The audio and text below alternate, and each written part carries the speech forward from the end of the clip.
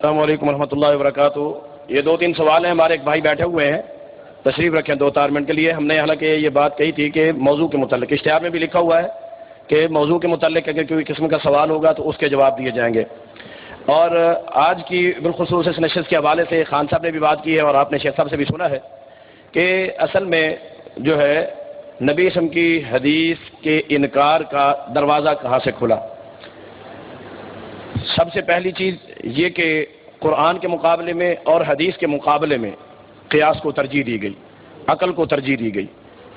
منکرین حدیث نے بھی اسی اصول کو اپنایا اور قرآن اور حدیث کو عقل کے اوپر انہوں نے پرکھنا شروع کر دیا۔ اور اسی طرح اصول ایسے بنائے گئے نور الانوار کے اندر موجود ہے۔ یہ جو شیخ صاحب حوالہ دے رہے تھے نا حضرت ابو ہریرہ رضی اللہ عنہ کی حدیث کا، نور الانوار کے اندر یہ موجود ہے کہ یہ ابو ہریرہ رضی اللہ عنہ، حضرت انس رضی اللہ عنہ اور ان کے نام لے کر کہا گیا کہ یہ غیر فقیہ تھے، لہذا ان کی جو بیان کی ہوئی حدیثیں ہوں گی وہ ہم قبول نہیں کریں گے۔ اور حاشیے کے اندر لکھا ہوا ہے مسئلے کو بیان کرنے کے بعد کہ لیسا بازدراء ابی ہریرہ، یہاں ابو ہریرہ رضی اللہ عنہ کی جو ہے توہین نہیں کر رہے ہم، بلکہ بل بیانا لنکتۃ لرد الحدیث، ہم یہ سارا بیان اس لیے کر رہے ہیں، اس نقطے کو بیان کر رہے ہیں کہ ایسے صحابیوں کی حدیثوں کو نہیں ماننا، کس لیے؟ بیانا لنکتۃ لرد الحدیث، حدیث کو رد کرنے کے لیے ہم نے اس نقطے کو گھڑا ہے اور اس اصول کو بنایا ہے۔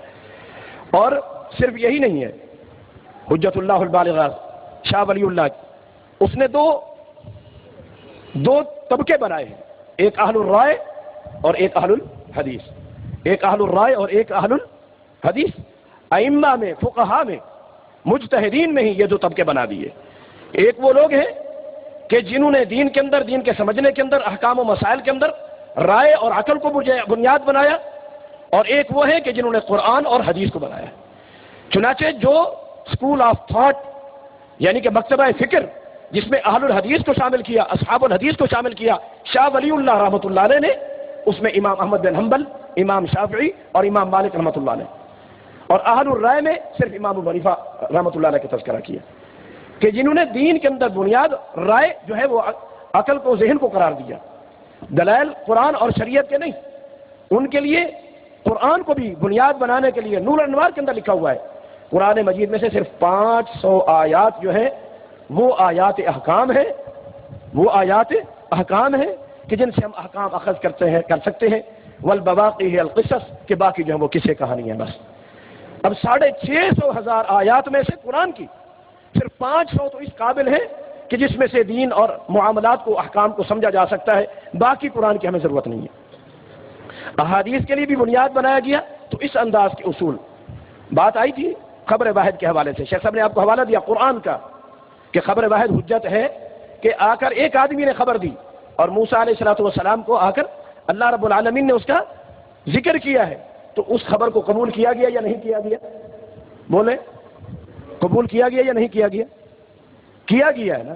موسیٰ علیہ السلام کے پاس جاءت احداہما تمشی علی استحیاء، ان دو بیویوں میں سے ایک بیوی چل کے آئی اور موسیٰ علیہ السلام اس بیوی کے کہنے کو مان کر چل پڑے۔ یہ میرا تھوڑا سا وضاحت ان لوگوں کے لیے بھی ہے کہ جو اپنے آپ کو اہل قرآن کہلاتے ہیں اور حدیث پر یہ انکار کرتے ہیں کہ خبر واحد حجت نہیں ہے۔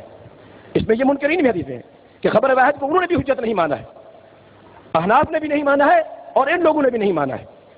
اب یہ قرآن سے ثابت ہو رہا ہے کہ موسیٰ علیہ السلام ایک ان دو بیویوں میں سے ایک چلتی ہوئی آئی اور اس کی خبر کو سچا مان کر اور اس کے اوپر خبر پر عمل کرتے ہوئے وہاں چلے گئے یا نہیں گئے؟ بولے، گئے یا نہیں گئے؟ اور قرآن کو دیکھیں، قرآن میں کیا ہے؟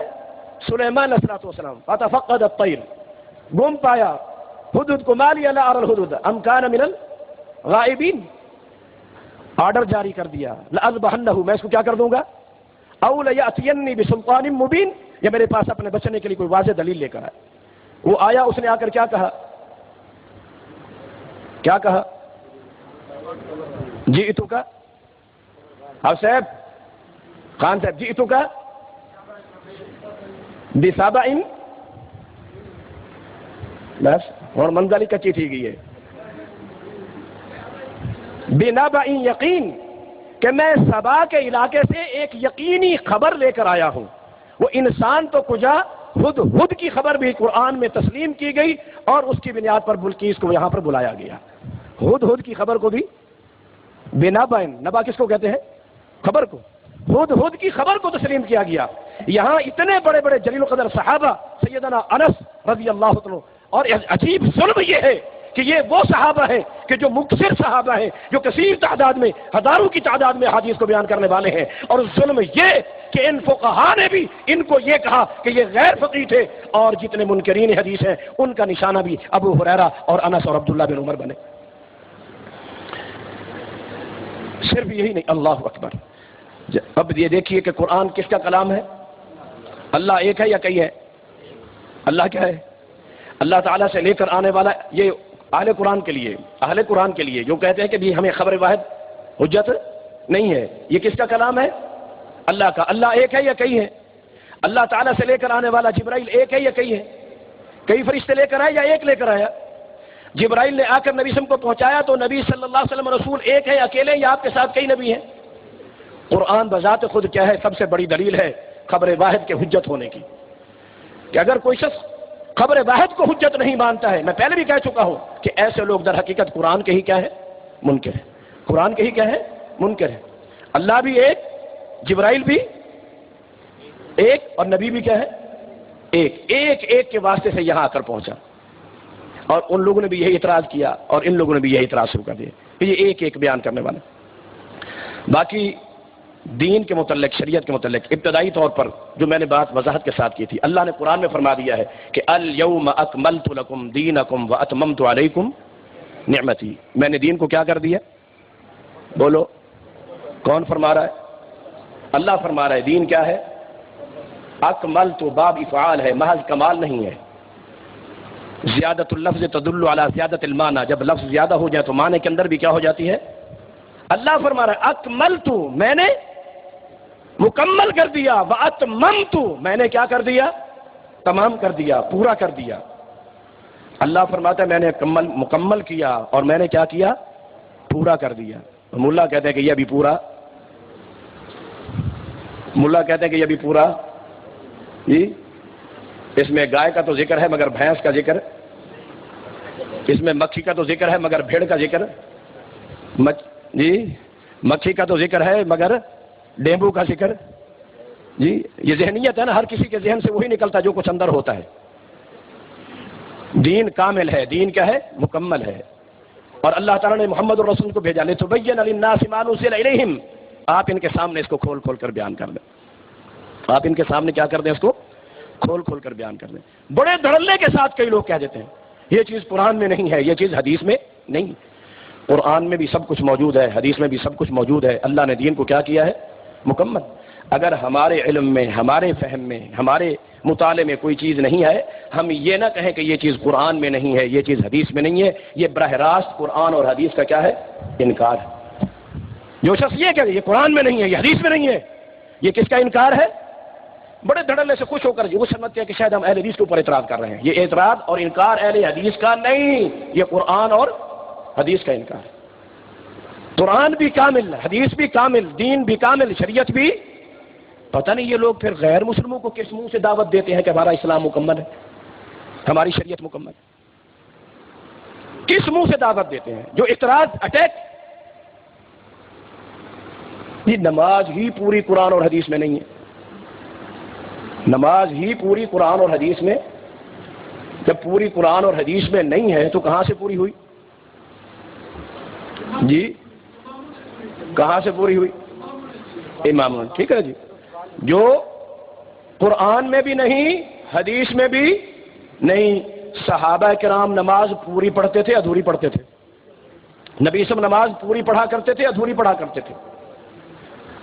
قرآن میں ذکر آیا، حدیث میں ذکر آیا یا نہیں آیا، ایسے کر دی انہوں نے پوری، ایسے انہوں نے پوری پڑھی. یا تو لگا فتویٰ، نہیں تھی نماز مکمل نبی صلی اللہ علیہ وسلم کی، لگا فتویٰ، نہیں تھی نماز مکمل ابو بکر صدیق کی، عمر فاروق، عثمان غنی، علی المرتضیٰ، عشرہ مبشرہ، انصار و مہاجرین کہ جنہوں نے ہماری خود ساختہ نمازوں کے مطابق نماز نہیں پڑھی، نہیں تھی ان کی نماز. لگاؤ فتویٰ. نماز جعفری کب سے شروع ہوئی؟ بولو. جب سے جعفر صادق، جب سے امام جعفر صادق آئے تو نماز بولو جعفری.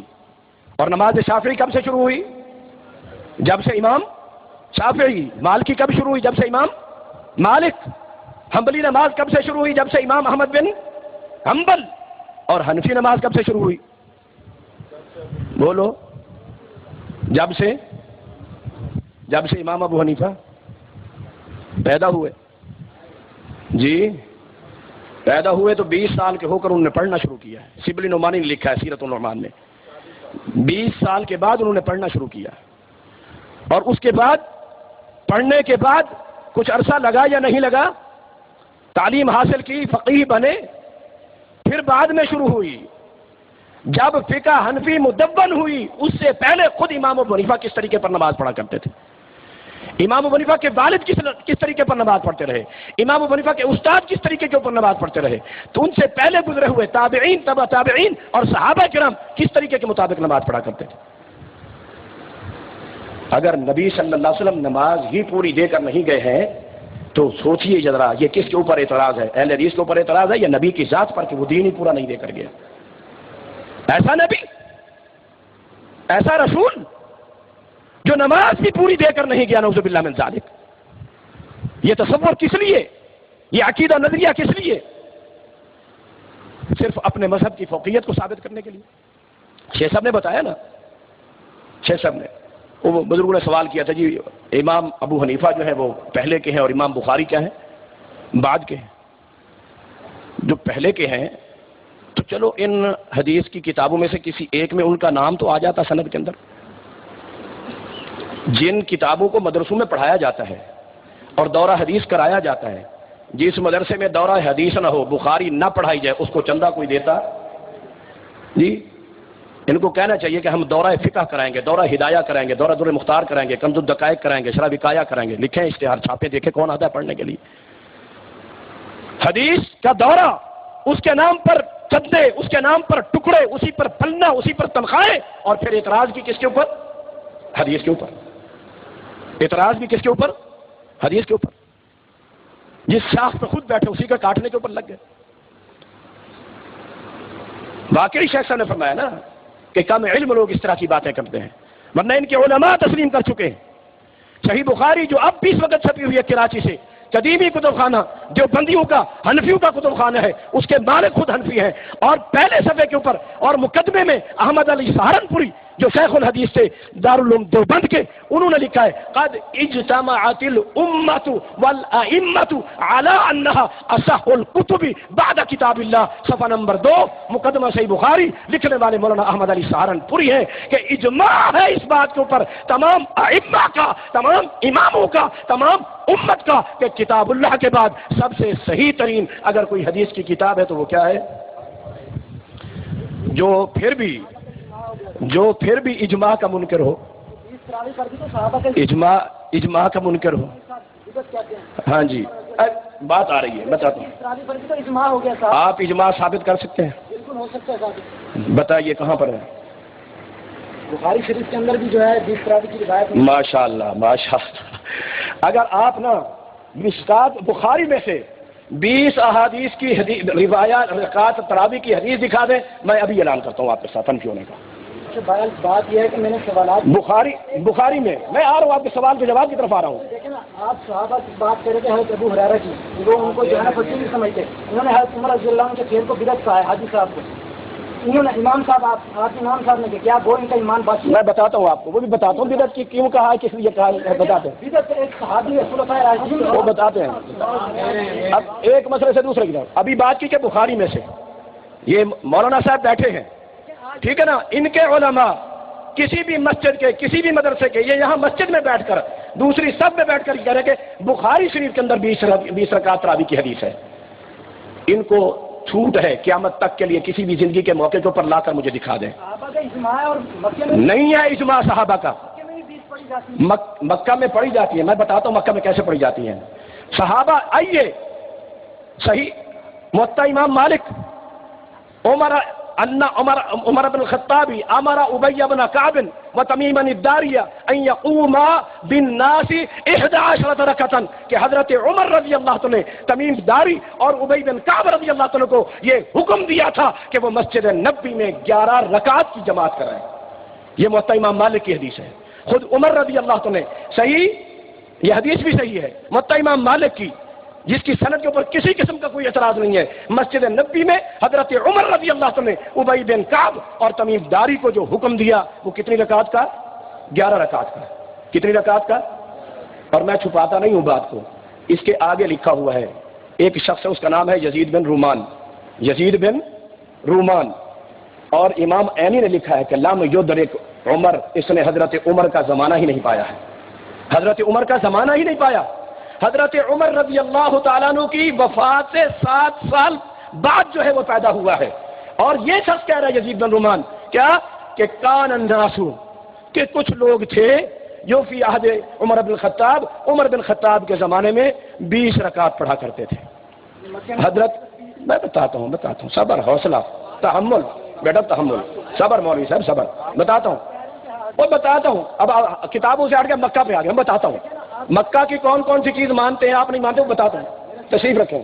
سوال ہے نا، آپ کہہ رہے ہیں حدیث صحیح ہے، آپ کے ہم کو قرآن اور حدیث ہے، کیا اللہ نے بالکل، ہاں بالکل، آپ میں بتاتا ہوں آپ کو، بیٹھو تو صحیح۔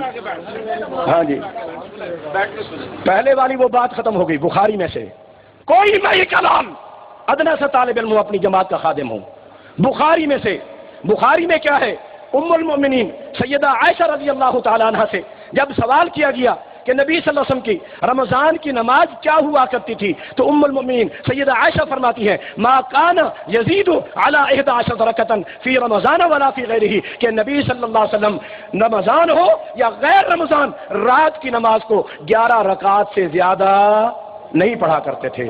یہ کس کی؟ رمضان میں، رمضان اور غیر رمضان، رمضان رمضان اور غیر رمضان۔ امی عائشہ کہ وہ زیادہ فی رمضان، سوال کیا تھا؟ رمضان کی نماز کا تھا کہ رمضان کی جو نماز ہے یہ کتنی پڑھنی چاہیے؟ امی نے کیا جواب دیا؟ وہ رمضان ہو یا غیر رمضان نبی صلی اللہ علیہ وسلم 11 سے زیادہ نہیں پڑھا کرتے تھے۔ جو ماں کی نہ مانے، جو ماں کی نہ مانے، جی ایک منٹ بھائی، تسا چپ کرو، تسا چپ ہونے دے سیشن۔ نبی صلی اللہ علیہ وسلم نے اپنی زندگی کے اندر 3 راتیں جماعت کرائی۔ کتنی رکعت کرائی؟ کتنی راتیں کرائیں؟ بولو کتنی راتیں؟ 3 راتیں کرائیں۔ پہلی رات کیا کیا؟ 1/3 حصے تک، دوسری رات آدھی رات تک، اور تیسری رات سحری تک۔ ایسے ہی ہے نا، پہلی رات کے 1/3 حصے تک، دوسری رات آدھی رات تک، اور تیسری رات کتنے تک؟ سحری تک۔ صحابہ بیان کرتے ہیں خشین الفلاح، ہمیں سحری کا خطرہ لاحق ہو گیا کہ ہم سحری بھی کھا سکیں گے یا نہیں، لیکن نبی صلی اللہ علیہ وسلم نے جماعت سحری کے آخری وقت تک کرائی تھی کہ ہم دوڑ کے کھانا کھا کے اپنے روزے کو رکھ سکے۔ یہ صحابہ کرام کا بیان ہے۔ 3 راتوں میں نبی صلی اللہ علیہ وسلم نے کیا کرائی؟ جماعت، ٹھیک ہے۔ ان 3 راتوں میں نبی صلی اللہ علیہ وسلم نے جو نماز پڑھی تھی ان کی تعداد کیا تھی؟ ان کی تعداد کیا تھی؟ صحیح ابن خزیمہ، صحیح ابن ابان کے اندر یہ حدیث موجود ہے۔ سیدنا جابر رضی اللہ عنہ بیان کرتے ہیں صلی لنا رسول اللہ صلی اللہ علیہ وسلم 8 رکعات و3 وتر، کہ ان راتوں میں نبی صلی اللہ علیہ وسلم نے ہمیں 8 رکعات اور 3 وتر پڑھائے، 8 رکعات اور 3 وتر پڑھائے۔ اور شرح وقایا کے حاشیے کے اندر، شرح وقایا کے حاشیے کے اندر مولوی عبدالحی حنفی نے لکھا ہے، یہی حوالہ دیا صحیح ابن حبان کا جابر رضی اللہ عنہ کی حدیث نقل کر کے کہ فی تلک اللیالی، ان راتوں میں نبی صلی اللہ علیہ وسلم نے کتنی رکعت پڑھی؟ 11 رکعت۔ اب جو تیسری رات تھی نبی صلی اللہ علیہ وسلم نے سحری تک پڑھی، اور رکعتیں کتنی ہیں؟ 11۔ تہجد الگ سے پڑھی، تہجد الگ سے پڑھی، یہ تو رمضان کی ہوگی تو تہجد الگ سے بولو نہیں پڑھی۔ عام دنوں میں جو تہجد ہوا کرتی تھی، رمضان میں یہی قیام رمضان ہے، قیام اللیل ہے، اور اسی کو کہا گیا اور پڑھو جا کر انور شاہ کشمیری نے بھی تسلیم کیا ہے کہ یہ نبی صلی اللہ علیہ وسلم کی نماز تہجد اور قیام رمضان ایک ہے۔ تمہیں یہ تھوڑے پڑھے لکھے ملا بنا دیتے ہیں کہ جناب وہ تہجد الگ ہے، یہ الگ ہے، ان کے کہنوں پہ چل سکتے ہو، اپنے بڑوں کو دیکھو، بڑوں کو دیکھو۔ وہ لا مناسا، اور تسلیم کر کے گئے اس بات کو کہ نبی صلی اللہ علیہ وسلم کی ان تراویحہ کہ نبی صلی اللہ علیہ وسلم کی جو تراویح تھی کانا 11 رکعتن وہ 11 رکعت تھی. 11 رکعت. کون احناف تسلیم کر کے گئے؟ اجماع. اجماع کس کا اجماع ہے؟ جو 7 سال بعد پیدا ہو رہا ہے وہ واقعہ بیان کر رہا ہے جو اس وقت موجود ہی نہیں تھا کہ حضرت عمر کے زمانے میں لوگ پڑھتے تھے. کون پڑھتا تھا؟ کون سے لوگ پڑھتے تھے؟ مجہول ہے، روایت بھی مجہول، راوی بھی جو ہے وہ اس دور میں نہیں ہے، اور اس کو بنیاد بنا کر اجماع ٹھوک دیا. ماشاء اللہ. یہ بتاتا ہوں، پہلے ذرا اپنے بڑوں کی بات سن لو. فتح القدیر امام ابن حمام نے لکھا کہ نبی صلی اللہ علیہ وسلم کی نماز جو رمضان کی تراویح تھی وہ 11 رکعت تھی. شرم بلالی نے لکھا اور مراکل فلاح کے اندر کہ نبی صلی اللہ علیہ وسلم کی جو رمضان کی رکعت کی نماز تعداد تھی وہ کیا تھی؟ 11 رکعت. کتنی تھی؟ 11 رکعت. اور خود احناف علماء حنفی، ایک چھوٹے موٹے درجے کے نہیں، یہ کچی پکی روٹی والے، یہ تھرڈ مائنڈ، یہ نہیں تھے. وہ بڑے لوگ جنہوں نے اس حقیقت کو پہچانا، جنہوں نے اس حقیقت کو تسلیم کیا. یہ تو بیچارے ایسے ہیں. درس ترمذی آج بھی زندہ سلامت موجود ہے. مولانا تقی عثمانی، مولانا جسٹس چیف جسٹس رہے ہیں، اب بھی کراچی میں موجود ہیں. درس ترمذی شریف کی درس کے اندر پہلی جلد کے اندر رفع یدین کے باب میں انہوں نے جو عمومی طور پر جو ملا اٹھتا ہے نا، مال یراکم رافع ایدیکم، مال یراکم رافع ایدیکم وان اضراب خیل شمشن، وہ جو سر کا گھوڑوں کے دموں کی طرح اپنے ہاتھوں کو نہ ہلاؤ، جو ملا اٹھتا ہے آج کا پڑا ہوا مولویوں کا کڑا ہوا وہ جناب یہ حدیث پڑھتا ہے.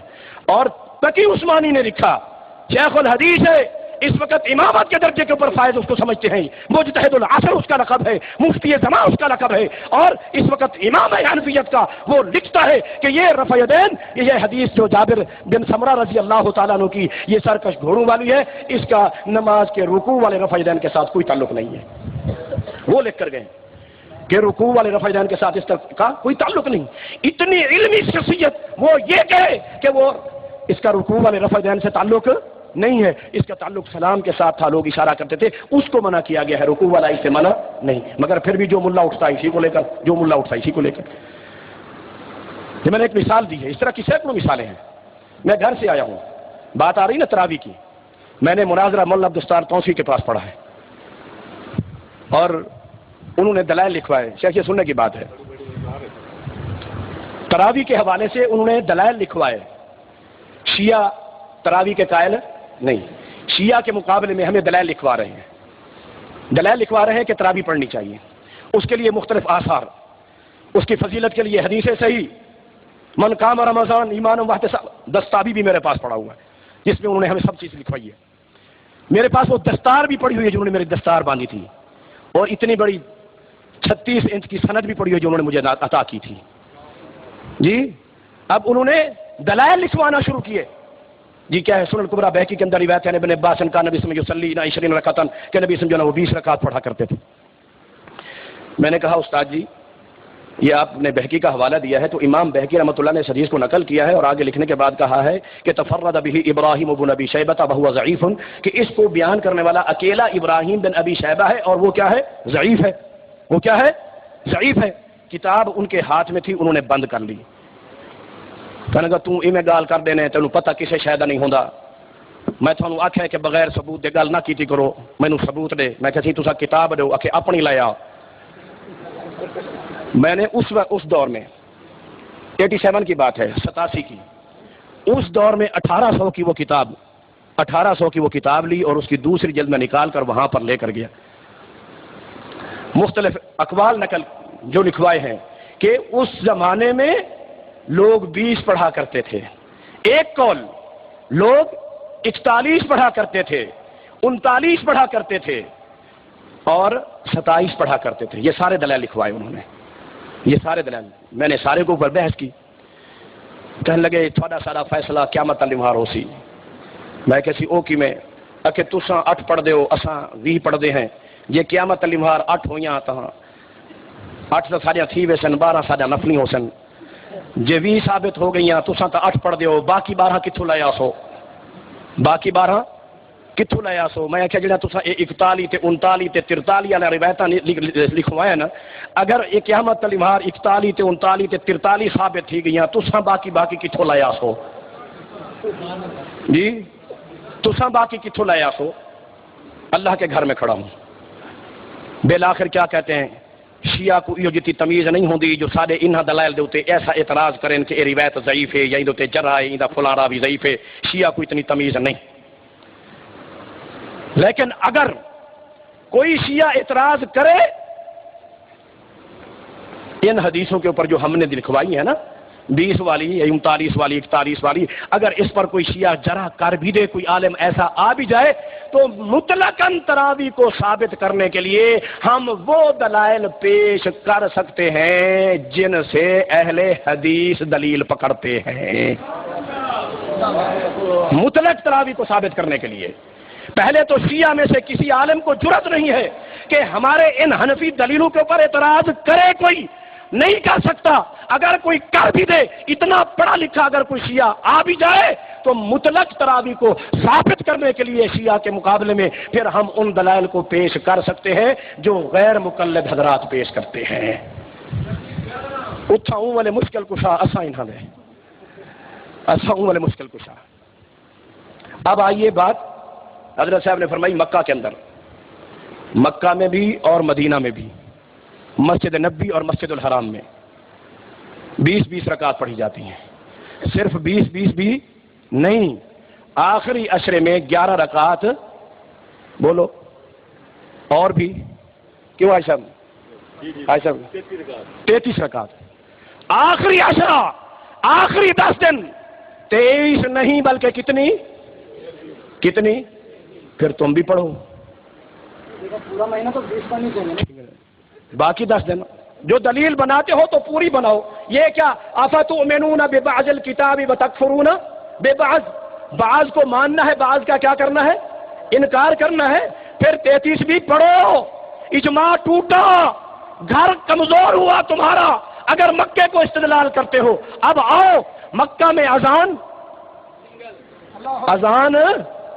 और तकबीर उन्हीं तरावी से पहले जब इशा की जमात होती है उस वक्त तकबीर डबल होती है या सिंगल होती है, बोलो। और वही जो 20 तरावियां पढ़ी जाती हैं उनमें रफ़ा यदैन भी करते हैं या नहीं करते, आमीन ऊंची करते हैं या नहीं कहते, हाथ सीने पे बांधते हैं नहीं बांधते, रुकू के बाद भी बांधते हैं या नहीं बांधते, और हाथ भी कुनूत में उठाकर दुआ करते हैं या करो तुम भी, वो इमाम के मुकल्लिद है ना, तुम भी करो, तुम भी करो। इमाम अब अगर 20 पढ़नी है, अब आइए आयशा बैठे हैं, 12 साल से ज्यादा अरसा हो चुका है सऊदी अरब के अंदर अल्हम्दुलिल्लाह। सऊदी अरब की मक्के और मदीने की इन 2 मस्जिदों, मस्जिद नबी और मस्जिद हराम, इनके अलावा मक्का शहर या मदीना शहर या पूरे सऊदी अरब में से किसी भी एक मस्जिद के अंदर कोई इमाम अगर 20 पढ़ा दे उसको सीधा जेल भेज देते हैं, जेल भेजते हैं। कानून है वहां का, कानून है वहां का। जो पढ़ाए 20 क्या जाता है, पता चला ये मजहब नहीं है, 20 उनका मजहब नहीं है। और फिर वो जो 20 पढ़ाते हैं, 10 एक इमाम पढ़ाता है, 10 जो पहले आकर पढ़ाता है, 10 पढ़ाकर वो चला जाता है। जिसने आखिरी 10 पढ़ानी है वो उस 10 के मौके के ऊपर पुलिस उसको लेके आती है और वो अपनी 10 पढ़ाता है, फिर वो भी चला जाता है। पढ़ाओ इस तरह। तरावियां तो टोटल 20 होती है मेरे, मैंने तो ये कहा है तरावियां तो वहां 33 होती है। अब वही ना, अब वो मैंने कहा कि भाई किस तरह पढ़ते हैं, फिर उस तरह पढ़ो।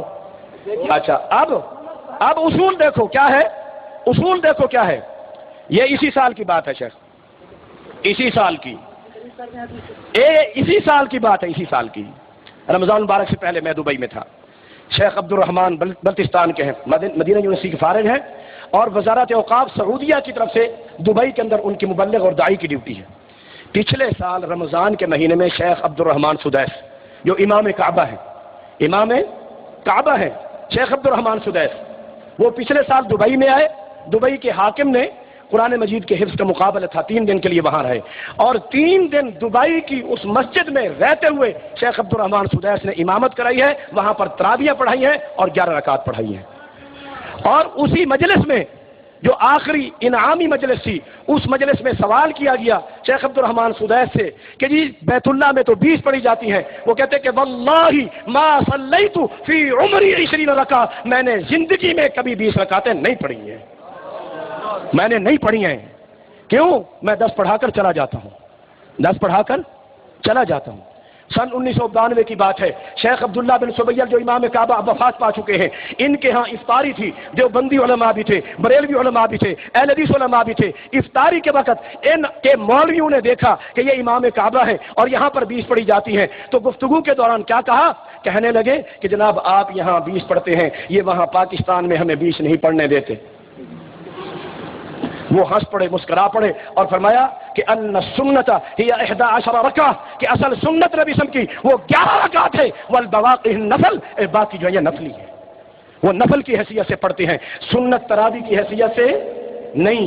پھر پڑھتے ہیں تو رفع یدین کے ساتھ، پڑھتے ہیں تو ہاتھ سینے پہ باندھ کر، پڑھتے ہیں تو ہاتھ قنوت میں اٹھا کر، اور پڑھتے ہیں تو اس سے پہلے جو تکبیر ہے وہ کیا ہے؟ کیا ہے؟ یہ صحیح بات ہے شیخ۔ اس دفعہ جدہ میں میں ایک شخص کو جانتا ہوں جو ڈیرہ اسماعیل خان کا ہے، پٹھان ہے، حنفی ہے، مسجد کا امام ہے، مسجد کا کیا ہے؟ امام۔ اس نے سنتیں پڑھی بغیر رفع یدین کے، اور جب نماز پڑھائی تو رفع یدین کے ساتھ، نماز پڑھائی تو رفع یدین کے ساتھ، کیونکہ ادھر تنخواہ مل رہی تھی۔ اور عجیب صورتحال یہ ہے کہ دوسرا دن بھی آ گیا، جو اذان دینے والا مؤذن تھا وہ نہیں تھا، اب تکبیر بھی اسی مولوی کو کہنی پڑ گئی۔ امام بھی تکبیر کہہ دینا جی، تکبیر بھی اسی مولوی کو پڑھنی پڑ گئی، تو مولوی نے تکبیر بھی کون سی کہی؟ جی کہہ رہی۔ سلام پھیر کے میں نے پوچھا کہ حضرت کل میں نے یہ چیز دیکھی ہے، آپ نے سنتوں میں رفع یدین نہیں کیا اور فرضوں میں رفع یدین کیا، اور یہاں پر تکبیر بھی آپ نے وہ نہیں کہی جو آپ کے مذہب کی ہے۔ کہنے لگا جی یہ پھر مجھے نوکری سے ہی نکال دیں گے۔ نوکری سے کیا کر دیں گے؟ اب سنت کی کوئی بات نہیں ہے، مسئلہ کس کا ہے؟ نوکری کا ہے۔ مسئلہ کس کا ہے؟ پیٹ کا ہے۔ اب اعتراض، یہ چیز قرآن میں نہیں ہے، یہ چیز کیا ہے؟ حدیث میں نہیں ہے۔ جو چیز قرآن میں ہے، جو چیز حدیث میں نہیں ہے، پہلی ہاں جی پہلے تو آپ یہ بتائیں کہ قرآن حدیث کامل اور مکمل ہیں یا ادھورے ہیں؟ پھر ہاں جی اچھا، اب نور صاحب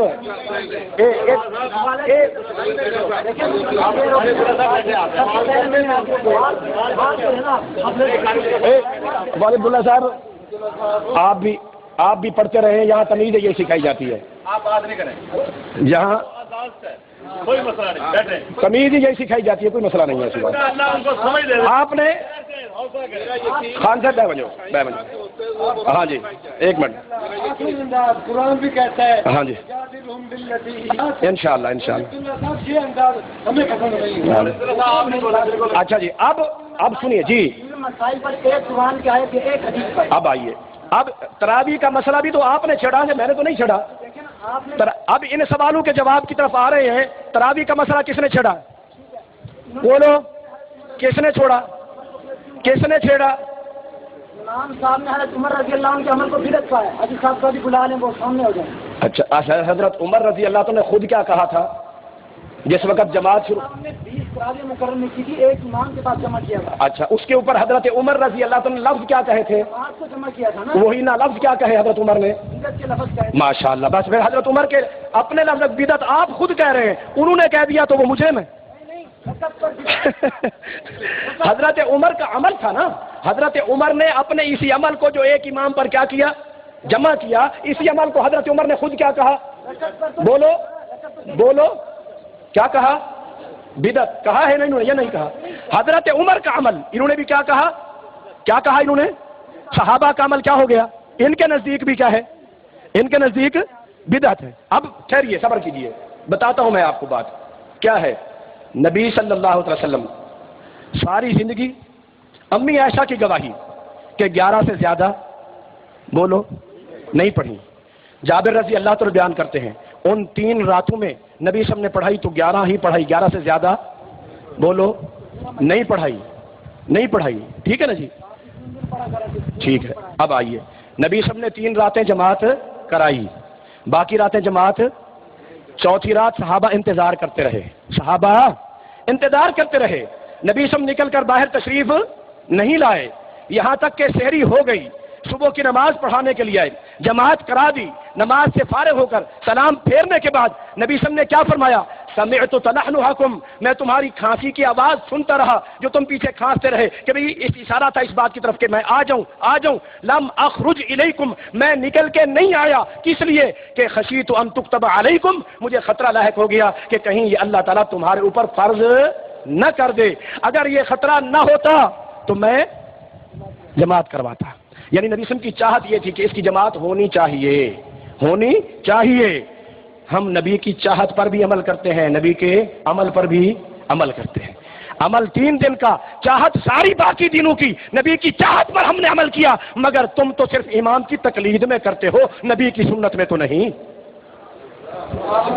نبی کی سنت میں نہیں، صرف امام کی تقلید میں۔ جیسے میں نے بات کی نا، وہ تو امام صاحب کے مقلد ہیں جی، امام ابو حنیفہ کے مقلد، وہ امام احمد بن حنبل کے مقلد ہیں جی، جو مقلد ہونے کی حیثیت سے، اللہ کی قسم، مقلد ہونے کی حیثیت سے 8 بھی پڑھے، حالانکہ 8 میرے نبی کی صحیح سنت ثابتہ ہے، لیکن مقلد ہو کے جب 8 بھی پڑھے گا، ان 8 کا بھی اللہ کے ہاں کوئی ثواب نہیں ہے۔ سمجھتے کیا ہو دین کو تم نے؟ اللہ نے معیار کس کو بنایا ہے؟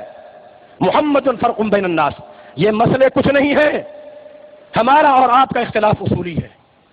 ہم کہتے ہیں کہ دین میں امام دین اور امام شریعت محمد الرسول اللہ۔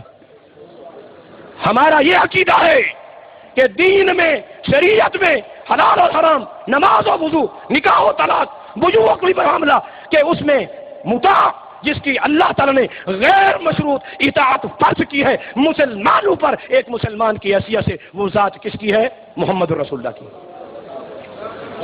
یہ اصولی بات، اس اصول کی طرف آتا کوئی نہیں ہے، اصول کی طرف آئے، ساری بحث ہی اصول کی ہے، اس اصول۔ اب آئیے سنیے، اب اس ہاں جی سنیں، سنیے بالکل، ہمیں اللہ نے قرآن میں فرمایا ہے، ہمیں کیا کہ اذا جاءکم فاسق بنبأ فتبینوا، ہمیں حکم دیا، ہم نے خود دیکھنا ہے یہ بیان کرنے والے جو بیان کر رہے ہیں یہ صحیح ہے یا غلط۔ قرآن ہمیں کہہ رہا ہے، تم پرکھو، تم جانچو، تم دیکھو کہ یہ صحیح ہے یا نہیں۔ یہ اس کا صحیح ہونا نہ اللہ بتائے گا نہ نبی بتائے گا، ان کو تو ماسٹروں نے رٹوا دیا ہے طوطے کی طرح، قرآن سے اور حدیث سے، بس قرآن یہ کہہ رہا ہے تم نے۔ اللہ نے دعوت فکر کس کو دی؟ ہمیں دی کہ نہیں دی؟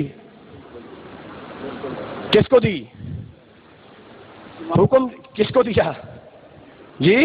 کہ اس بات کی تحقیق کرنی ہے تم نے کہ یہ حدیث صحیح ہے یا صحیح نہیں ہے، بیان کرنے والا کیسا ہے کیسا نہیں ہے۔ اللہ نے ہمیں حکم دیا، یہ حکم اپنے پاس بھی نہیں رکھا، نبی کو بھی نہیں دیا۔ تم تو مطالبہ تو تب کرو نا جب یہ حکم اللہ نے اپنے پاس رکھا ہو یا نبی کو دیا ہو۔ ہاں اب میں سوال کر سکتا ہوں کہ جن حدیثوں پر تم عمل کرتے ہو، جن حدیثوں پر تم کہتے ہو کہ ہم عمل کرتے ہیں جی، ان میں سے امام ابو حنیفہ نے کس کس کو صحیح کہا ہے سند صحیح کے ساتھ؟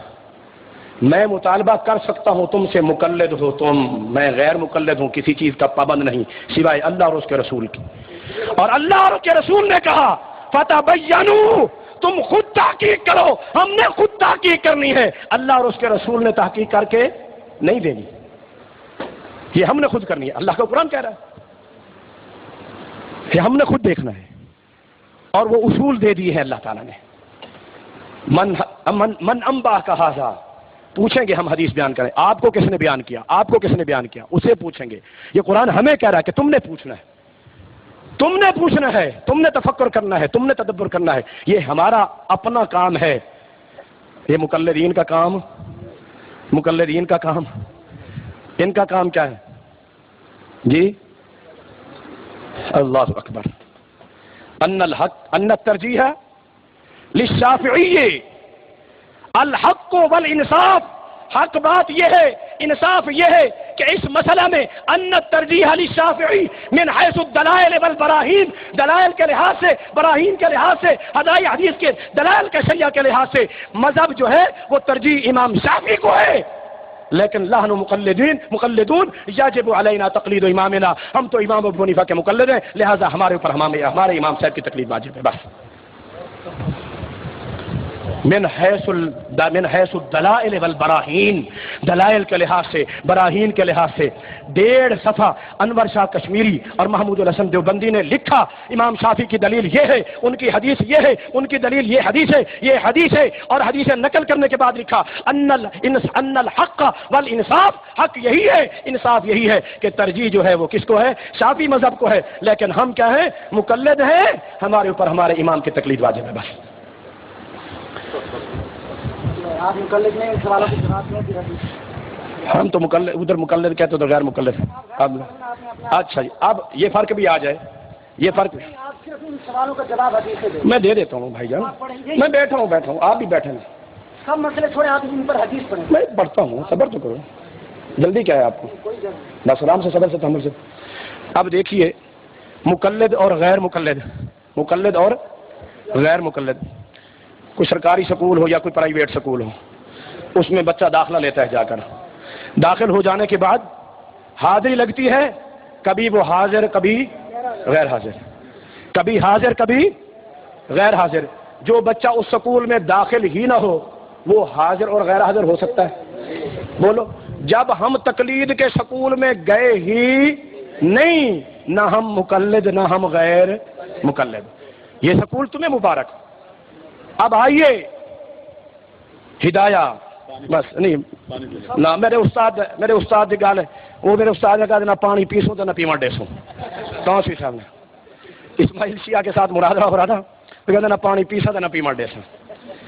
اللہ اکبر، مگر وہ اس مناظرے کے درمیان 12 گھڑے مول اسماعیل جو ہے نا میرے سامنے 12 گھڑے پانی کے وقتاً پی گیا، 12 گھڑے، یہ ہوا کہ 12 امام انصارے میں گھڑے ہی 12 پیسا۔ اللہ اکبر۔ ہاں جی، فقہ کی تمام کتابوں کے اندر لکھا ہوا ہے کہ لا تجوز الجمعۃ فی القری، چھوٹی بستیوں میں، چھوٹے شہروں میں، قصبوں میں جمعہ جائز نہیں۔ لا تجوز الجمعۃ الا فی مصر جامع، ایک بہت بڑا شہر ہو، بہت بڑا شہر ہو، اور اس کے لیے شرط کیا لگائی گئی؟ وہاں اسلامی حکمران ہو، اسلامی حدود اور نظام قائم ہو، یا وہ خود نماز جمعہ پڑھائے یا جس کو وہ اجازت دے وہی جمعہ پڑھائے، ورنہ اس کے علاوہ جمعہ جائز۔ بولو، جمعہ جائز؟ فقہ حنفی میں، فقہ حنفی میں جمعہ جائز۔ اب کسی بھی جگہ اسلامی حکمران ہے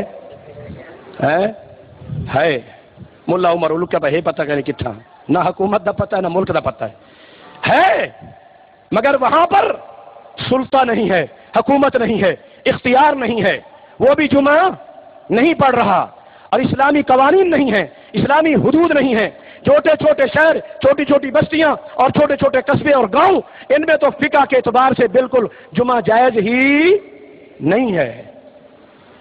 کہو تو فتویٰ لا دوں، خیر المدارس اور قاسم علوم کا کہ چھوٹی بستیوں میں، چھوٹے قصبوں میں، گاؤں میں جمعہ جائز لا دوں؟ اللہ اکبر۔ مگر امام ابو حنیفہ کہتے ہیں کہ جمعہ جائز، اور یہ سارے حنفی پڑھ رہے ہیں یا نہیں پڑھ رہے؟ پڑھ رہے ہیں یا نہیں پڑھ رہے؟ اب غیر مقلد کون بن گئے؟ بولو، غیر مقلد کون بن گئے؟ سمجھ آئی نا؟ اب یہ مقلد بن گئے نا۔ ہاں جی، میں کہا صبر سے کام لے، میں کھڑا ہوں بیٹا، کھڑا ہوں آپ کے پاس ہی کھڑا ہوں، میں کہیں بھاگ تو نہیں جا رہا نا، پھر حدیثیں لے کر جانا، پلے باندھ کے جانا، یہ میں بخاری کی دکھائی ہے، یہ میں لکھ سے۔ تو اب غیر مقلد بھی کون؟ جو مقلد ہوگا جب اپنے امام کی بات کو چھوڑے گا تو غیر مقلد بھی وہی بنے گا، غیر مقلد بھی کیا بنے گا؟ وہی بنے گا، غیر مقلد بھی وہی بنے گا۔ ایسے ہے یا نہیں جی؟ اللہ اکبر۔ اور اب ایک اور مسئلہ سنیے، ہدایہ قدوری کہ یکرہ امامت الاعمی، نابینا اور اندھے آدمی کی امامت مکروہ ہے۔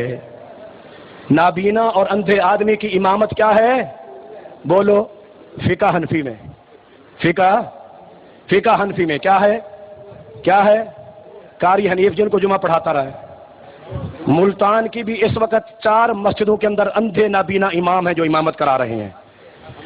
علی پور کے اندر قاری عبد الخالق ربانی دیوبندی نابینا ہے، جمعہ بھی پڑھاتا ہے، نمازیں بھی پڑھاتا ہے، پچھلے سارے کی نمازیں کیا ہیں؟ مکروہ ہیں، پچھلے ساروں کی نمازیں کیا ہیں؟ اور جب امام کی فقہ نہیں مانی تو غیر مقلد بھی یہ خود بن گئے، ہم نہیں بنے، غیر مقلد بھی کیا ہے؟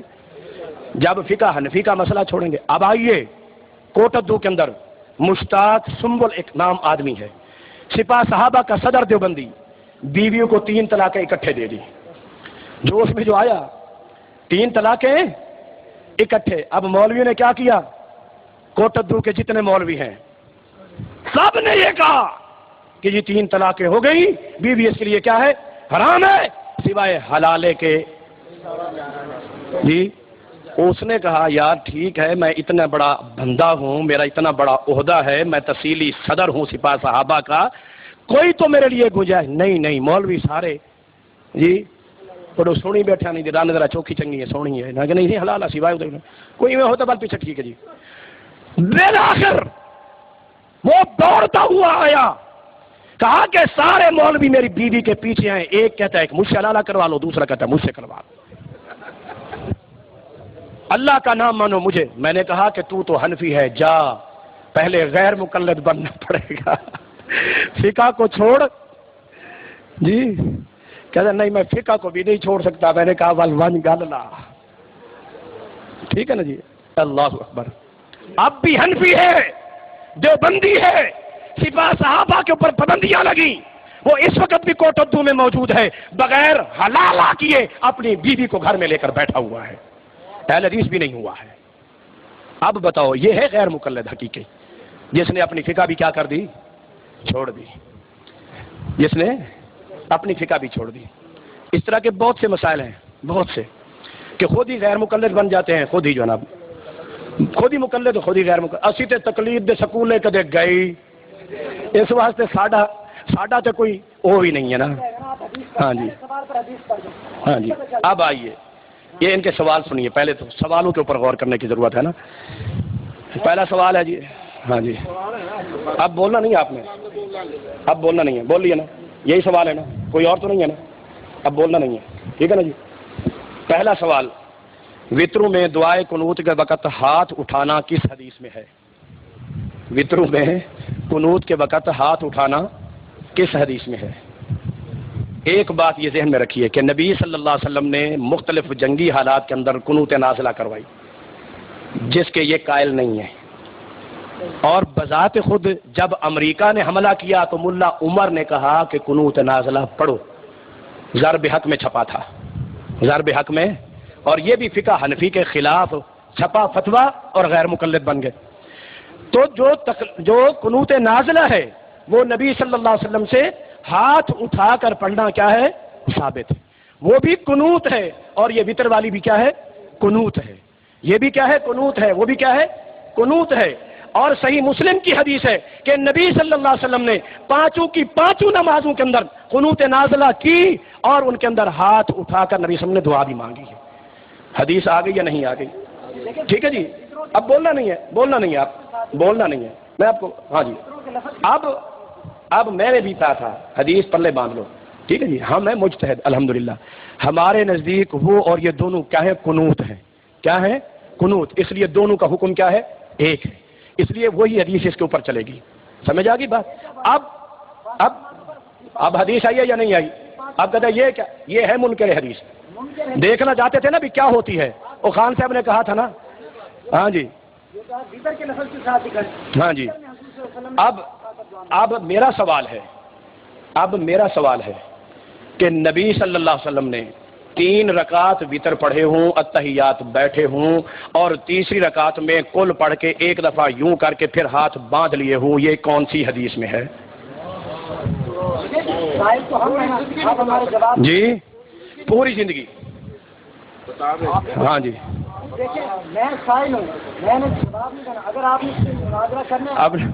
اب مناظرے پہ چلے جائیں گے، اب میں نے کہا تھا نا سوال کا جواب بھی لینا ہے اور تھوڑا سا تسلی سے، ٹھیک ہے جی. اگر آپ میں اتنی صلاحیت ہے کہ اتنا سوال آپ کر رہے ہیں اور اگلے سوالوں کے اندر آپ ان کی علمیت دیکھیں گے، جو آپ کہہ رہے ہیں نا ان کا کوئی پتہ نہیں ہے، ٹھیک ہے جی. ہاں جی، وہ علمیت بھی آپ دیکھیں گے کہ کتنی علمی سطح ہے نا. تو اب اس لحاظ سے میرا سوال ہے کہ نبی صلی اللہ علیہ وسلم نے 3 رکعت اکٹھے بغیر سلام پھیرے وطر پڑھے ہوں، اتحیات بیٹھے ہوں، اور تیسری رکعت میں یوں ایک دفعہ کیا ہو، کسی حدیث میں ہے جی؟ ایک بات نبی صلی اللہ علیہ وسلم نے فرمایا لا تشبہ الوتر بالمغرب، کہ وطروں کو تم مغرب کے مشابہ نہ بناؤ، وطروں کو تم مغرب کے مشابہ نہ بناؤ، کہ مغرب کو جب پڑھتے ہیں اتحیات بیٹھتے ہیں، مگر یہ لوگ نبی صلی اللہ علیہ وسلم کی اس حدیث کی بھی خلاف ورزی کرتے ہوئے اس کو مغرب کے مشابہ کر کے پڑھتے ہیں، اس لیے ان کے یہ وطر خلاف سنت ہیں، خلاف سنت ہیں. اور پھر اللہ اکبر، نبی صلی اللہ علیہ وسلم نے 2 پر سلام پھیر کر تیسرا کیا کیا ہے؟ اکیلا پڑھا ہے. یہ نبی صلی اللہ علیہ وسلم کا فعل اور عمل ہے. نبی صلی اللہ علیہ وسلم کا فعل اور بات مکے اور مدینے کی کر رہے تھے نا، وہاں پر بھی 2 پر سلام پھیرا جاتا ہے، تیسرا اکیلا پڑھا جاتا ہے. مگر یہ 2 پر نانی مر سکتی ہے، 2 پر حنفی سلام وطر پر پھیر سکتا نہیں، کہ حدیث کی خلاف ورزی کرنی ہی کرنی ہے. اچھا، اب قیاس نہیں کر رہے ہم نے، آپ کو پتہ ہی نہیں ہے قیاس کیا ہوتا ہے اور یہ کیا ہوتی ہے. میں نے کہا ہے کہ دونوں کا حکم ایک ہے، میں نے قیاس نہیں کیا ہے. آپ کو عقل اتنی ہے ماشاءاللہ. سمجھے؟ ہاں جی.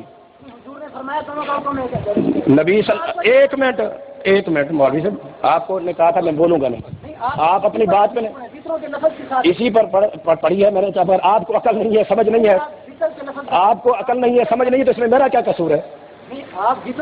جب میں نے مطالبہ کیا ہے کہ حدیث پڑھو، پھر میں حدیث سناتا ہوں دوسری. پہلے تم حدیث سناؤ پھر میں دوسری سناتا ہوں. ایک میں سنا چکا ہوں، اب تو بھی سنا رہے، پتہ چلے. تو سنا، اب جواب دے. حدیث پڑھ کہ نبی صلی اللہ علیہ وسلم نے 3 وطر پڑھے ہوں، سلام نہ پھیرا ہو، اکٹھے ایک سلام کے ساتھ درمیان میں ہاتھ. اب تو پڑھ پھر میں آگے پڑھوں گا، باری باری چلتے ہیں. چل آج سٹیج پہ آ جا. اب حدیث پڑھو کہ نبی صلی اللہ علیہ وسلم نے 3 وطر پڑھے، سلام نہیں پھیرا، اور پھر تیسری رکعت کے اندر ہاتھ بھی یوں اٹھائے. حدیث پڑھو.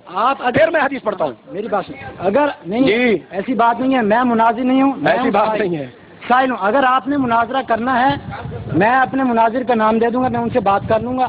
آپ ان سے بے شک اسی مسئلے پر مناظرہ کر لیں. ہم تیار ہیں اس مسئلے پر کہ ہمارا مناظر ایک سلام کے ساتھ یعنی دوسری رکعت کے بعد اٹھے گا اور 2 رکعت کے بعد یعنی سلام نہیں پھیرنے کی حدیث دکھائے گا آپ کو مناظر ہمارا.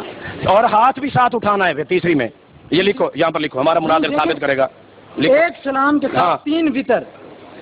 اتحیات بھی بیٹھنے کا ذکر ہو، اتحیات بھی بیٹھنے کا.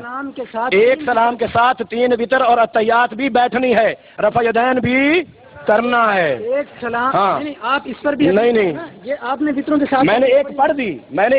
اب تم پڑھو پھر میں تیسری پڑھتا ہوں. آپ نے کہا دونوں کا میرے بھائی قیاس نہیں پڑھے ہیں، قیاس نہیں ہے یہ. آپ نے کہا دونوں کا.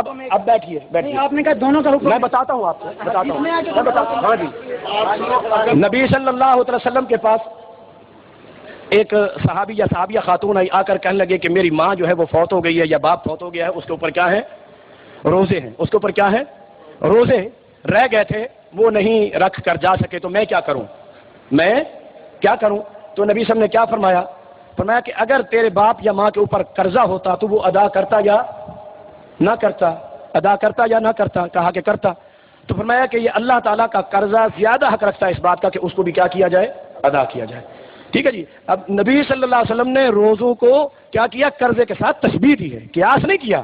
اس کو تشبیہ کہتے ہیں، ایک چیز کو دوسری کے ساتھ اٹیچ کرنا، جو اس کا حکم ہے اس کو لگا دینا. یہ قیاس نہیں ہے.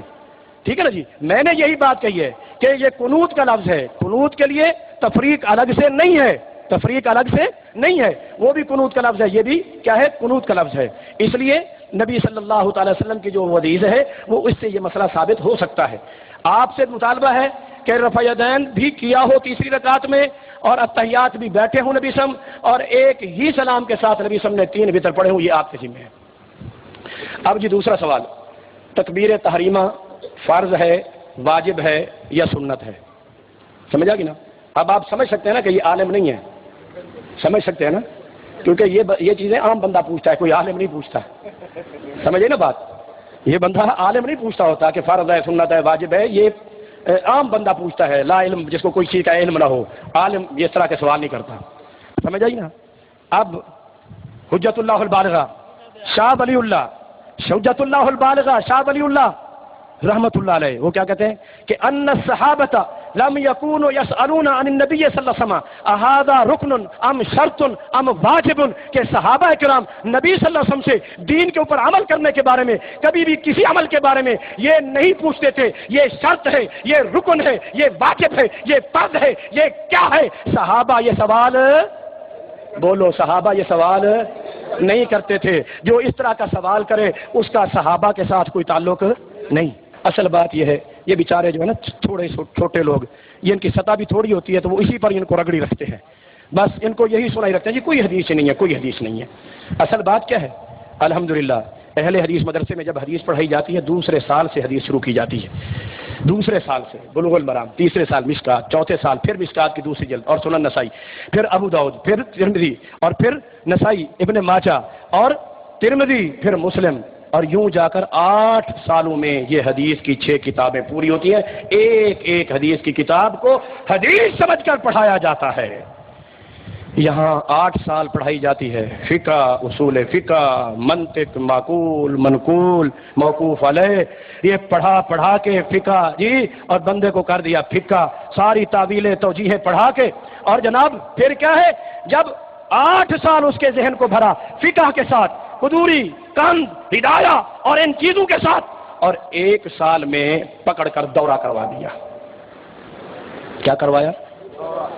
شوال میں داخلہ ہوتا ہے, شوال میں, اور ابتدائی طور پر مدرسین جو شیخ الحدیث ہوتے ہیں نا حدیث, وہ تقریرات لکھواتے ہیں. آگے یہ حدیث آئے گی اس کا جواب یہ ہے, آگے یہ حدیث آئے گی اس کا جواب یہ ہے, آگے جو دلیل ہے یہ امام شافعی کی ہے, یہ امام احمد بن حنبل کی ہے, ہمارا جواب یہ ہے, ہماری حدیث یہ ہے, ہماری دلیل یہ ہے. یہ پڑھایا جاتا ہے. حدیث کے جواب پڑھائے جاتے ہیں. یہ امام شافعی کی دلیل, اس کا جواب یہ ہے. یہ امام مالک کی دلیل, اس کا جواب یہ ہے. حدیث نہیں پڑھائی جاتی, حدیث کی تردید اور حدیث کے جواب پڑھائے جاتے ہیں, حدیث نہیں پڑھائی جاتی. اور وہ بھی دورے کی کیفیت میں. انسان ہوش و حواس میں ہو تو پتہ چلتا ہے نا بھی کیا پڑھا ہے کیا نہیں پڑھا. دورہ ہوتا ہے نا, دورے کی کیفیت میں ہوش حواس ہوتا ہی نہیں. اور پھر کتابیں کتنی بولو, 6. دورہ حدیث میں کتنی کتابیں پتہ ہے؟ 6 تو ہیں سیاستہ, 1 موطا امام مالک, 7, 1 موطا امام محمد, 8 اور 1 طحاوی شریف, کل 9 کتابیں. اور مہینے کتنے بنتے ہیں شوال سے لے کر رجب میں, پھر ختم بھی کرنی ہے. کتنے مہینے؟ اللہ اکبر. اور کتابیں بھی 2 جلدیں, اتنی موٹی موٹی. وہ پڑھ رہے دگڑک, کوئی پتہ نہیں کیا حدیث ہے, کیا ترجمہ ہے, کیا مفہوم ہے. بس چال بھی چھک رکھو کام کو. اور اس کو بھی یہ جی اس کی حدیث نہیں ہے, اس کی حدیث نہیں ہے, اس کی حدیث نہیں ہے, اس کی حدیث نہیں ہے. ان بیچاروں کو کیا پتہ, کیا پتہ. اللہ اکبر. اس لیے ان بیچاروں کا یہ اعتراض برحق ہے کہ یہ چیز حدیث میں نہیں ہے, یہ چیز نہیں. ورنہ ایک مومن مسلمان ہو اور وہ اعتراض کرے کہ یہ چیز حدیث میں نہیں ہے, نبی نے بیان نہیں کی. اور نماز جیسی چیز, اسلام کا رکن, اسلام کی اساس اور بنیاد, وہ بھی نبی نہیں بیان کر کے گیا, بتا کے گیا. اللہ اکبر. شاید جب میں آپ سے ہو کر مکے میں آیا تھا, وہاں مولانا شمشاد سلفی صاحب موجود تھے. میرے اور ان کے مکہ میں دونوں درس جو ہے نا وہ اکٹھے ہوئے. درس کیا ہوئے؟ اکٹھے ہوئے. تو اس دوران یہ بات سے آئی نا بھئی حدیث کو کیسے پڑھا جاتا ہے, کیا کیا جاتا ہے حدیث کے ساتھ سلوک. جی وہ بھی پڑھ کر گئے نا, دیکھا انہوں نے. تو یہ اسی نتیجے پر پہنچے کہ حدیث کا ان کو پتہ ہی نہیں ہے بیچاروں کو, کیا پڑھا کیا نہیں پڑھا, اس لیے منہ سے کہہ دیتے ہیں جی یہ جناب حدیث میں نہیں. اور اصل بات جو آئی تھی وہ یہ تھی کہ نماز پر اعتراض. صحیح بخاری اٹھا کے دیکھو, نبی صلی اللہ علیہ وسلم کے ایک صحابی حضرت عمر نے گورنر مقرر کیا تھا کوفہ میں. اس صحابی کی نماز پر سب سے پہلے اہل کوفہ نے اٹیک کیا تھا, اعتراض کیا تھا کہ یہ نماز صحیح نہیں پڑھتا,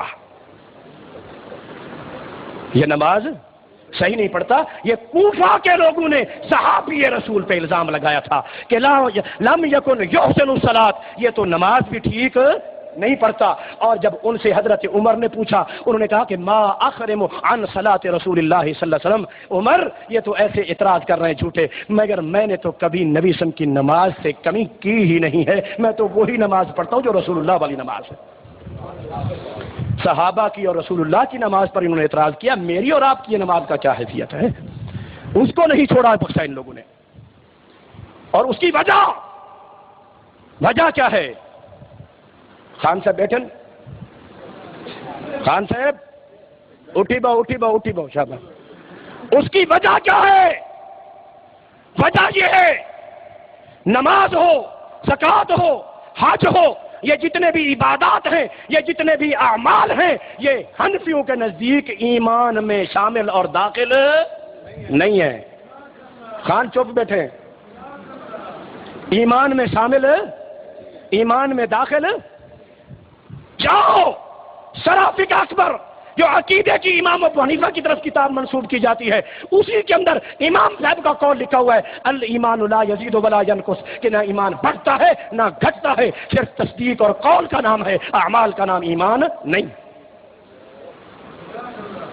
یہ اہل سنت ہے اصل, جو اعمال کو بھی دین میں شامل سمجھتے ہیں, جو اصل اہل سنت ہے, اصل اہل سنت ہے. اللہ اکبر. نماز کے اوپر اعتراض اس لیے کہ ان کے نزدیک یہ رکن ہی نہیں ہے, یہ دین کا حصہ نہیں ہے. پڑھ لو تو ٹھیک ہے, نہ پڑھو کہ یہ مرجیہ کا عقیدہ جو غنیت الطالبین نے پیر عبد القادر جیلانی نے بھی اس حنفیہ فرقے کو مرجیہ میں کیا کیا, شامل کیا. یہ تو چھوٹے چھوٹے مسئلے ہیں. میں کہتا ہوں عقیدے کے اوپر مناظرہ کرو, عقیدے کے اوپر مناظرہ کرو. تمہارا اپنا ایمان تم ثابت کرو, ہم اپنا ایمان ثابت کریں گے قرآن اور حدیث. آؤ, میں تو کہتا ہوں کہ تم عقیدے میں حنفی نہیں ہو, عقیدے میں حنفی نہیں ہو, صرف فقہ میں حنفی ہو. عقیدے میں کیا ہو؟ اشعری اور ماتوریدی, اشعری اور ماتوریدی. اہل سنت میں نہیں. عقیدے میں حنفی بھی, عقیدہ بھی ان کو امام ابو حنیفہ کا وارے. کیوں؟ امام ابو حنیفہ بھی اس بات کا قائل ہے کہ اللہ عرش پر ہے. اللہ کیا ہے؟ عرش پر ہے. اور امام ابو حنیفہ نے یہ بھی کہا ہے کہ جو شراکیدہ تحاویہ جو حنفی ہے, امام ابو حنیفہ نے کہا کہ جو شخص اللہ کو عرش پہ نہیں مانتا وہ کافر ہے, کافر ہے. امام ابو حنیفہ کی بات ہے. اور ان ساروں سے پوچھ لو, اللہ ہر جگہ ہے, اللہ ہر جگہ ہے, ہر شے میں ہے, ہر صورت عین احیان آیا. وحدت الوجود کا عقیدہ تمام دیوبندی علماء کا, ہر چیز کے اندر خدا ہے, ہر چیز کے اندر اللہ ہے, اللہ ہر جگہ پہ حاضر ناظر اور موجود ہے. یہ عقیدہ کن کا عقیدہ؟ حنفیوں کا. لیکن کون سے حنفی؟ دیوبندی. امام ابو حنیفہ کا یہ عقیدہ نہیں. یہ تو عقیدے میں بھی حنفی نہیں ہے. ہمیں کس چیز کی دعوت دیتے ہیں کہ تم حنفی بن جاؤ؟ ان بیچاروں کو پتہ ہی نہیں ہے. گھروں میں ہم سنے ہے تو گلے گل کرا بڑے. قاری عبدالحفیظ سے کہا کرتے تھے نا, ہاں جی امام ابو حنیفہ کا, جی امام ابو حنیفہ مردوں کے سننے کے قائل تھے. بولو خان بول, تو پرانا حنفی ہیں. جی امام ابو حنیفہ مردوں کے سننے کے قائل نہیں.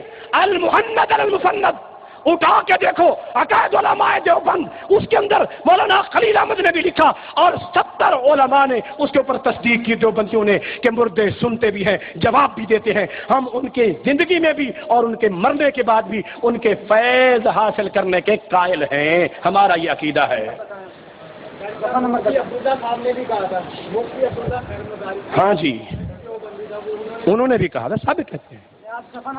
او بھائی جان, میں ساری کتاب آپ کو دے دوں گا کل آ کر, میں ساری کتاب آپ کو دے دوں گا. ہاں جی امام ابو حنیفہ والا عقیدہ نہیں. دوسرا ٹبر بھی ہے نا بریلیوں والا. جو شخص یہ عقیدہ رکھے کہ نبی سم عالم الغیب ہے, در مختار کے اندر موجود ہے, امام ابو حنیفہ کہتے ہیں کہ ایسا شخص مسلمان نہیں. پیار نہ سمجھاوے بھی ساتھی اپنے ہی نہیں. اچھا جی تسی نال بہو پھر اللہ اکبر. اب یہ سوال نمبر 4 سوال تھا کہ نماز ایک منٹ جی. ہاں جی. اب سوال نمبر 4. اکیلے نماز تکبیر تحریمہ بلند آواز سے یا آہستہ آواز سے؟ اس کا جواب بھی آ چکا ہے. تکبیر تحریمہ کے ساتھ رفع یدین کرنا فرض ہے، واجب ہے، سنت ہے، یہ کیا ہے، یہ کیا نہیں ہے؟ میں پہلے عرض کر چکا ہوں صحابہ کرام کا طریقہ کیا تھا. انہوں نے کبھی نبی صلی اللہ علیہ وسلم سے اس طرح کے سوال نہیں کیے. البتہ اب یہ دیکھیں گے کہ نبی صلی اللہ علیہ وسلم نے رفع یدین کیا یا نہیں کیا. جب کیا ہے تو ہم نے کرنا ہے. نبی صلی اللہ علیہ وسلم نے کس حیثیت میں کیا، کس حیثیت میں نہیں کیا، ہمیں اس کی پڑھنے کی ضرورت، کیونکہ ہم امتی ہیں. ہم اپنے نبی کے اوپر جرا قدا بھی تو کیوں کیتا ہے، کیوں نہیں کیتا ہے، کیتا ہے کس لحاظ نال کیتا ہے. امتی کو نبی کے اوپر نبی کے سامنے بولنے کا حق نہیں ہے سوائے حنفیوں کے. یہ بول سکتے ہیں. ٹھیک ہے جی. نبی صلی اللہ علیہ وسلم نے نماز شروع کرتے وقت رفع یدین بولو کیا یا نہیں کیا جی؟ کبھی چھوڑا نہیں. ٹھیک ہے جی، نہیں چھوڑا. اور اب پھر سوال یہ تکبیر تحریمہ جی. دوسرا جی رکوع اور سجدوں کی تسبیحات. اچھا، تکبیر تحریمہ کے ساتھ اگر کوئی شخص رفع یدین نہ کرے تو اس کی نماز ہوگی یا نہیں ہوگی؟ ٹھیک ہے جی. قرآن اور حدیث سے جواب دیں. پہلی بات، نبی صلی اللہ علیہ وسلم کہ صلو کما رأیتمونی اصلی، تم اسی طرح نماز پڑھو جس طرح تم نے مجھے نماز پڑھتے ہوئے دیکھا. ایک شخص نے آ کر نماز پڑھی، نبی صلی اللہ علیہ وسلم نے اس کی نماز کو دیکھا، آ کر سلام کیا، آپ نے فرمایا ارجع فصلی فإنک لم تصلی، جا واپس جا کر دوبارہ نماز پڑھ، تو نے نماز پڑھی ہی نہیں. وہ دوبارہ گیا. جو نماز نبی صلی اللہ علیہ وسلم کے طریقے کے مطابق نہیں تھی، خضوع اور اس میں تعدیل ارکان اس طرح نہیں تھی جس طرح نبی صلی اللہ علیہ وسلم نے کیا، تو نبی صلی اللہ علیہ وسلم نے اس نماز کو نماز ہی قرار نہیں دیا. آپ نے حکم دیا کہ جاؤ جا کر کیا کرو، واپس پڑھو. اور قرآن میں بھی اللہ تعالی نے فرمایا کہ اطیعوا اللہ و اطیعوا الرسول ولا تبطلوا اعمالکم، اللہ کی اطاعت کرو اور رسول کی اطاعت کرو اور اپنے عمل باطل نہ کرو، ضائع نہ کرو. کہ جو عمل نبی کی اطاعت سے ہٹ کے ہے، نبی کے طریقے سے ہٹ کے ہے، وہ عمل کیا ہے؟ باطل ہے. وہ عمل کیا ہے؟ ضائع ہے. قرآن میں یہ اللہ نے ایک اور آیت سن لے، فرمایا ان تطیعوا اللہ ورسولہ لا یلدکم من اعمالکم شیئا، اگر تم اللہ کی اطاعت کرو گے، رسول کی اطاعت کرو گے، اللہ تمہارے عمل ضائع نہیں کرے گا. اگر کوئی شخص نبی کی سنت سمجھتا ہے کہ نبی صلی اللہ علیہ وسلم نے رفع یدین کیا پھر بھی جان بوجھ کر چھوڑ دیتا ہے تو پھر اس کی نماز نہیں ہے. کہ یہ کیا کر رہا ہے؟ نبی کی اطاعت سے ہٹ کر، اس لیے اس کا عمل کیا ہے؟ باطل ہے. اس کا عمل کیا ہے؟ باطل ہے. رکوع اور سجدوں کی تسبیحات آہستہ، یہ میں پہلے بتا چکا ہوں کہ حضرت ابو موسیٰ اشعری رضی اللہ عنہ بیان کرتے ہیں، صحیح بخاری کی حدیث ہے کہ امرنا بالسکوت، ہمیں حکم دیا گیا کہ ہم نے سکوت کے ساتھ ان چیزوں کو پڑھنا ہے. ان تمام سوالات کے جواب قرآن یا حدیث سے، اور احادیث کا صحیح ہونا بھی اللہ یا اللہ کے رسول سے ثابت کیا جائے. احادیث کے صحیح ہونے میں بھی کسی امتی کا قول نہ پیش کیا جائے. میں نے کسی امتی کا قول پیش نہیں کیا، اور اصول بھی اللہ کے قرآن سے پیش کیا. سمجھے نا کہ جب کوئی بات آئے تو اس کو کیا کرنا ہے؟ تم نے تحقیق کرنی ہے. تو یہ تحقیق ہماری ذمہ داری ہے کہ حدیث صحیح ہے یا نہیں. بیان کرنے والوں کو جانچنا پھٹکنا یہ ہمارا کام ہے، اللہ اور اس کے رسول کا کام نہیں ہے. یہ اللہ اور اس کے رسول کا کام.